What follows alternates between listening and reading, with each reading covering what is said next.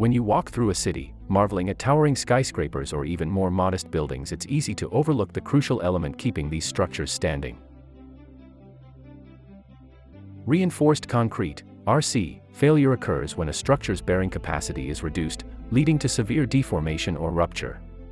Primary mechanical modes include flexural, bending, tension/compression, and shear failure.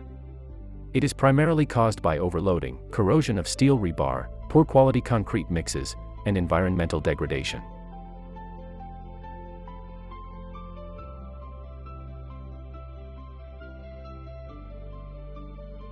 Reinforced concrete framed structure distributes loads vertically from the top down to the ground through a highly specific path: slabs, beams, columns, foundation, soil.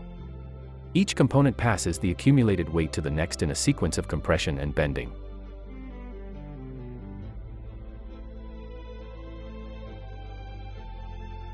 Designing an RC, reinforced concrete, framed structure involves sizing and reinforcing a skeleton of slabs, beams, columns, and foundations to safely transfer loads to the ground. It requires determining dead and live loads, analyzing load paths using software, and detailing concrete and steel dimensions to withstand gravity and lateral forces. Reinforcement, or concrete, cover is the minimum distance between the outer surface of a concrete element and the embedded steel reinforcement. It provides crucial structural bonding, fire resistance, and protects the steel from environmental corrosion and moisture.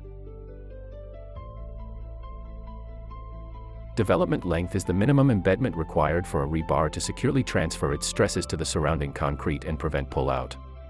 Lapping length, or splice length, is the overlap required to safely join two shorter bars together so they act as a single continuous bar.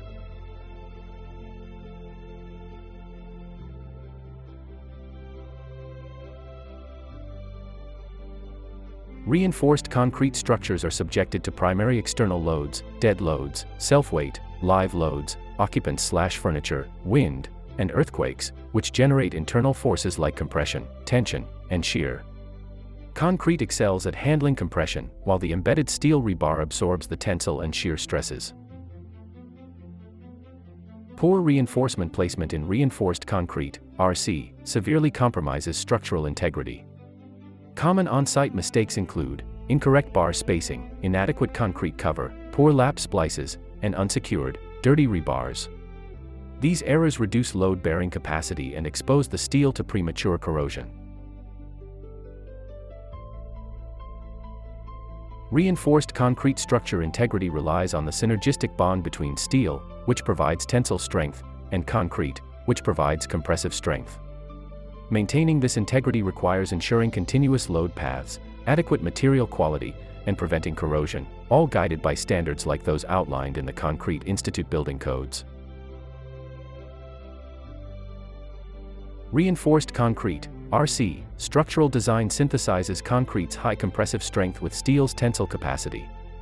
It relies on the limit state method, LSM, balancing the ultimate limit state, ULS, ensuring safety against collapse under factored loads, and the serviceability limit state, SLS, which controls cracking and long-term deflections. Load estimation, calculating permanent, dead loads like slabs and walls, and variable actions, live loads like foot traffic and wind, as outlined in building codes like Eurocode 2 or local standards. Element-specific design, slabs and beams, designed primarily for flexure, bending, and shear. Deflection checks are critical to prevent structural sagging and cracking. Material testing for reinforced concrete ensures structural integrity by verifying that both the concrete and steel reinforcement meet design specifications. Key methods include testing fresh concrete, e.g., slump test, for workability, hardened concrete, e.g., cube/cylinder compression, for strength, and rebar, e.g., tensile and bend tests, for ductility and load capacity.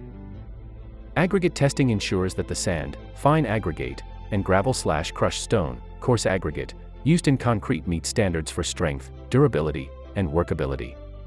Tests check for proper particle size grading, resistance to impact, and appropriate moisture levels.